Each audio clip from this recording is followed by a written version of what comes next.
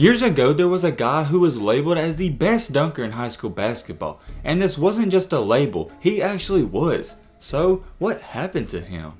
Dunks, alley-oops, and flashy plays all get us off of our feet. Now yes, of course, three-pointers are exciting, but there's just something about a dunk that you can't explain. It gets you excited. And a long time ago, there was a guy who was doing just that, and he was the best at it. But we haven't heard anything about this guy since then. So what happened to him, and where is he now? And to get into this story, we gotta throw it all the way back to where things started. Kwe Parker. This high school basketball star was born on 1997 in North Carolina. As Kwe Parker was growing up, he was always known as a high flyer and he played above the rim. He wasn't exactly known for his shooting ability, but that comes into play later in our story. But as you guys may or may not know, when you're in high school, if you're just athletic enough, you can somewhat get by without having a good jump shot. And quite frankly, if you even got in the way of this guy, I'm pretty sure he could just jump over you. He was that good. This high flying ability that Kwe Parker possessed was good enough to earn him a 4-star ranking in the ESPN recruiting database. And for his entire high school career, he remained a 4-star recruit. Unlike most high school players that turn out to be stars, he didn't get a crazy growth spurt. He was always around 6'1" and 6'2". But for his senior season, he was listed at 6'2" and 165 pounds. And he wound up playing his high school ball at Wesleyan Christian Academy.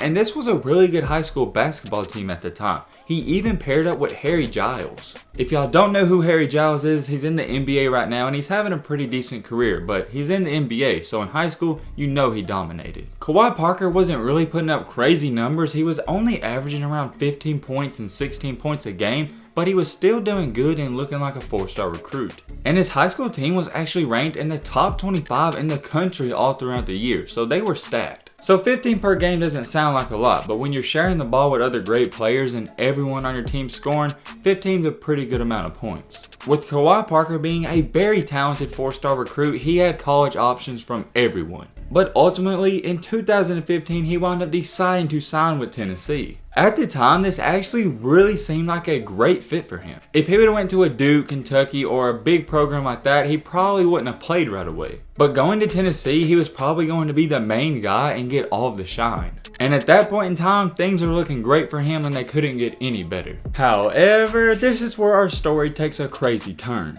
When he got to Tennessee, he was expected to produce right away. But out of 25 games played, he only started 1. And all throughout the season, he only played 8 minutes per game, which isn't really good. And for the 2016 through 2017 season, he only averaged 1.0 points per game. His field goal percentage for the year was also terrible. He only shot 32%. And if you didn't think it could get any worse for this guy, well, you're wrong. His 3-point percentage was 23%. That's terrible. And we can't forget to mention, his free throw percentage for the year was 0.125. So his free throw percentage was 12%. Let that sink in. I'm not going to say too much about that because it speaks for itself. Even with having this terrible freshman year, people weren't writing him off yet, because normally when you have a bad freshman year, people don't write you off right then. They give you another year and another chance. But this is where our story just starts to get weird and strange. With Kwe Parker having this bad year at Tennessee, he decided that this wasn't actually a good fit for him, so he wanted to transfer. So in the summer of 2017, he made a very shocking announcement. Kwe Parker decided to sign and transfer to Cape Fear Community College. He went from a 4-star recruit to a high D1 program to a community college. It just doesn't make any sense, and it wasn't like Tennessee kicked him out. This was his choice. But hey, that's what he wanted to do, and he thought this would work out best for him. And for this community college, he had a pretty good year. Out of 27 games played, he averaged 11.4 points per game. And thankfully enough, he brought all of his stats up as well. He shot 41.4% from the field, and he also brought his 3-point percentage up to 34.5. That's literally borderline great. Shooting borderline 35% from deep, that's pretty solid. He also pitched in 3.2 rebounds per game and 3.8 assists. And you know how I told you he shot 12% from the free throw line at Tennessee?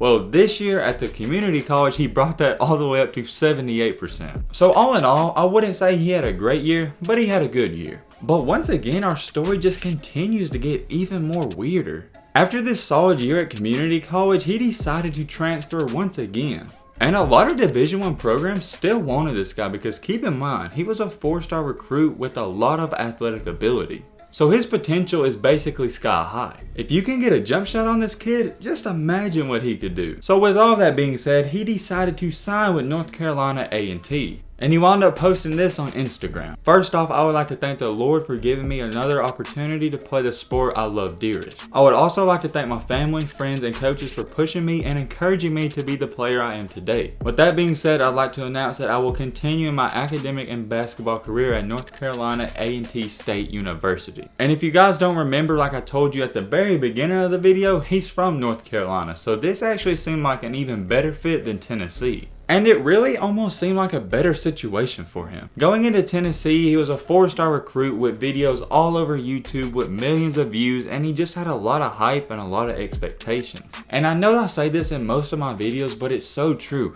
When those heavy expectations and hype are put on you, it's so hard to deliver under that pressure. So with him going to North Carolina A&T, it was almost like a stress reliever because no one was really expecting him to do anything, and actually, people really forgot about him at this point. Even though things were starting to seem kind of great for him, there was one bad thing. He had to sit out a year. Which isn't necessarily too bad because you get to practice, work out, and get better for a year. But people started to really forget about him. And I'm not just talking about fans, I'm talking about NBA scouts as well. So for the 2019 through 2020 season, out of 21 games played, he started 10 games. But even the games he didn't start in, he actually played a lot. For the year, he averaged 20 minutes per game, which is good enough to produce. And I don't want to say he disappointed for this year, but I can honestly say it just didn't meet up to the expectations we pictured it would be. For the season, he only averaged 7.2 points per game. And that's okay. I guess you could say maybe it's borderline good. Maybe he was doing more rebounding or passing, but that wasn't the case either. He only pitched in 2.3 rebounds per game and 0.7 assists. So for a guy that was playing most of the game, he really wasn't producing or being efficient. He also had a problem turning over the ball. He only averaged 0.7 assists,